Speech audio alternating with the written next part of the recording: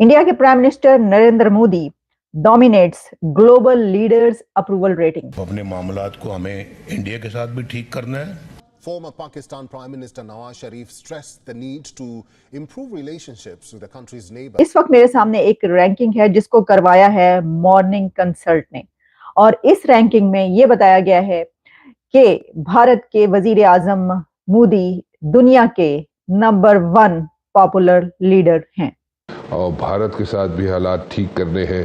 और 2 मरतबा उन्होंने कहा, जनाब नवाज शरीफ ने सवाल किया कि क्या उन्हें 99 में इसलिए निकाला कि कारगिल जंग छेड़ने का सवाल किया था। उन्होंने जिक्र किया कि उनके साथ टर्म्स को बेहतर करना चाहेंगे और जो ताल्लुकात खराब हुए थे उनका ये भी कहना है कि जी पहले भी मैं ठीक करने जा रहा था लेकिन कारगिल कर दिया। तो पीएम मोदी की रेटिंग है 76%। क्या वाकई में अगर नवाज शरीफ साहब वापस आते हैं तो वो भारत से बात करेंगे, और क्या भारत जो है वो बात करेगा, यदि कि जो वहाँ की गवर्नमेंट है इस वक्त आप देख ही रहे हैं कि पीएम मोदी जो है वो बहुत आगे की तरफ जा रहे हैं। दुनिया के best leader, the best leader of the world का खिताब दिया है नरेंद्र मोदी को। क्या कहना चाहेंगे? दुनिया के बड़े बड़ी कंट्रीज हैं, उनको भी तो दे सकती थी, तो नरेंद्र मोदी को ही क्यों टॉप लिस्ट पे रखा? तरक्की कर रहा है तो वजह क्या है? वजह है इंटरनल पॉलिटिकल स्टेबिलिटी। वजह ये है कि they are on a track. उन्होंने अपने सिस्टम को डिस्टर्ब नहीं किया जैसे हमने किया। नमस्ते दोस्तों, जय हिंद। हिंदुस्तान स्पेशल में आपका स्वागत है दोस्तों। जैसा कि दोस्तों आपने क्लिप में देखा, मोदी की पॉपुलैरिटी देख पाकिस्तान सकते में है। मोदी जिस जगह भी जाते हैं उनका स्वागत करने के लिए लोगों की भीड़ उमड़ पड़ती है।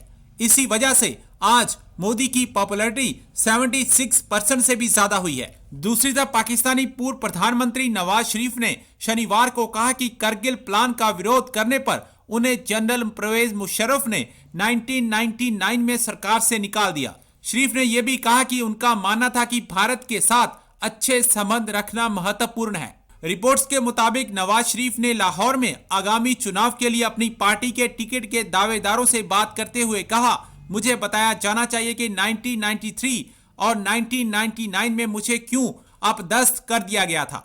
जब मैंने कारगिल प्लान का ये कहते हुए विरोध किया कि ऐसा नहीं होना चाहिए तो मुझे परवेज मुशर्रफ ने बाहर कर दिया था, और बाद में मैंने जो कहा था वो सही साबित हुआ। इंडिया के prime minister Narendra Modi dominates global leaders approval rating. इस वक्त मेरे सामने एक रैंकिंग है जिसको करवाया है मॉर्निंग कंसल्ट ने, और इस रैंकिंग में यह बताया गया है कि भारत के वजीर आजम मोदी दुनिया के नंबर 1 पॉपुलर लीडर हैं।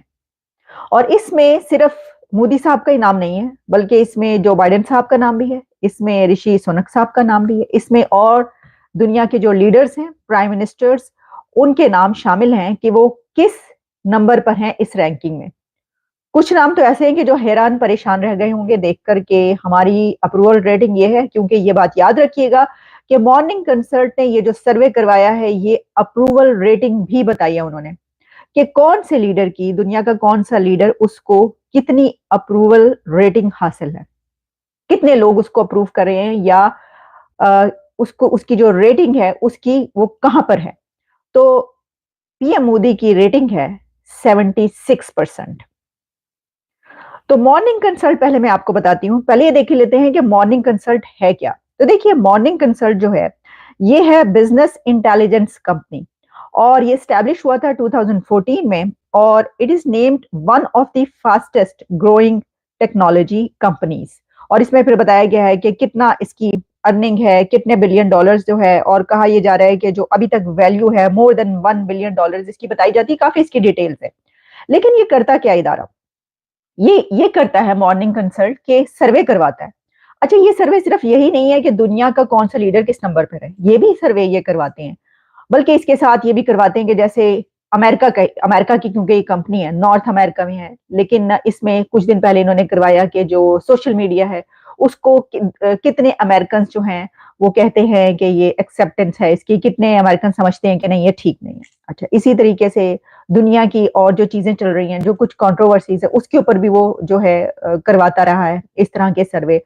और जो मॉर्निंग कंसल्ट है, इसकी तमाम जो सर्वे या रैंकिंग्स आती हैं वो अपडेट होती रहती हैं, और समटाइम्स ये वीकली अपडेट भी होती हैं। तो ये जो हम आपको रैंकिंग बता रहे हैं कि जिसमें भारत के वजीर आजम मोदी साहब ने टॉप किया है दुनिया भर में, और टॉप ऑफ देयर लिस्ट हैं वो इस रैंकिंग में, कि जिसमें बताया गया है कि उनकी अप्रूवल रेटिंग 76% है और वो मोस्ट पॉपुलर लीडर हैं। इसकी रैंकिंग की गई है दिसंबर एंड नवंबर के लास्ट वीक, 1 वीक की हम आपको ये बता रहे हैं।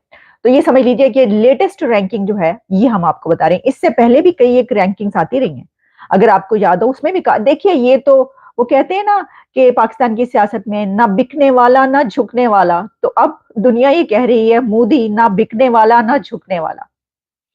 और ये किसने कहा अभी किसने कहा, ये आप जानते हैं। अभी कहा है प्रेसिडेंट पुतिन साहब ने।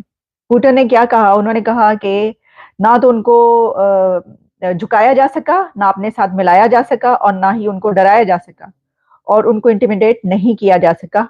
और एक प्रेशर जब उस वक्त था दुनिया के ऊपर के रशिया को नहीं मानना, इसके खिलाफ जाना है, उस वक्त उन्होंने ये बात तस्लीम नहीं की। उन्होंने जिक्र किया कि उनके साथ टर्म्स को बेहतर करना चाहेंगे, और जो ताल्लुकात खराब हुए थे उनका ये भी कहना है कि जी पहले भी मैं ठीक करने जा रहा था लेकिन कारगिल कर दिया, और कारगिल की वजह से उनको निकाला भी गया क्योंकि वो कारगिल के हक में नहीं थे। कैसे देखते हैं आप उनके स्टेटमेंट को? क्या वाकई में अगर नवाज शरीफ साहब वापस आते हैं तो वो भारत से बात करेंगे, और क्या भारत जो है वो बात करेगा, यदि के जो वहाँ की गवर्नमेंट है इस वक्त आप देख ही रहे हैं कि पीएम मोदी जो है वो बहुत आगे की तरफ जा रहे हैं और उनकी कंट्री को भी काफी प्रोग्रेस की है उसने, तो क्या वो दोबारा बात करना पसंद करेंगे? बहुत शुक्रिया मैडम। देखें, ये जो बात है ना कि आप नेबर्स के साथ लड़ के तरक्की नहीं कर सकते, मैं इस आर्गुमेंट से एग्री नहीं करता, क्योंकि इंडिया तो पाकिस्तान से भी लड़ा हुआ लेकिन तरक्की कर रहा है। इंडिया जो है उसके चाइना के साथ भी टर्म्स अच्छे नहीं है, तरक्की कर रहा है। तो वजह क्या है? वजह है इंटरनल पॉलिटिकल स्टेबिलिटी। वजह ये है कि they are on a track, उन्होंने अपने सिस्टम को डिस्टर्ब नहीं किया जैसे हमने किया। उन्होंने जो निज़ाम चल रहा था उस निज़ाम को रोका नहीं कभी, जैसे भी चल रहा था। सो इसका मतलब यह है कि आप लड़के भी तरक्की कर सकते हैं, ठीक है, लेकिन फॉर दैट मैटर आपकी इंटरनल स्टेबिलिटी होनी चाहिए, लीडरशिप पे ट्रस्ट होना चाहिए, लीडरशिप की क्रेडिबिलिटी होनी चाहिए। लीडरशिप ये नहीं पता होगा जी लीडरशिप जो है वो कहीं और से आ रही है और आपको वोट तो मिला लेकिन आप जो है वो साढ़े पंजाबी कहते हैं ना फड़े तड़े वजीर आजम। सो अगर फड़े तड़े के वजीर आजम है तो फिर तो जारी बात है मसला रहेगा। लेकिन अगर आप एक जेन्युइन इलेक्टेड हैं तो इंडिया ने ये बता दिया है कि पाकिस्तान से बॉर्डर बंद करके भी तरक्की हो सकती है। सो पाकिस्तान भी बॉर्डर बंद करके तरक्की कर सकता है, लेकिन उसके लिए एक लंबी स्ट्रगल चाहिए, पॉलिटिकल स्टेबिलिटी चाहिए। लेकिन obviously I do not advise कि हम किसी के साथ ताल्लुकात खराब करें, ना ही हम भारत के साथ। मैं तो चाहता हूं ताल्लुकात बेहतर हों। और नरेंद्र मोदी ने कहा, उसने वजीर नवाज शरीफ ने कहा कि मेरे दौर में वाजपेयी और मोदी साहब आए। ये बात बिल्कुल सही है। और फिर कारगिल हो गया। देखिए एडवेंचर्स होते हैं,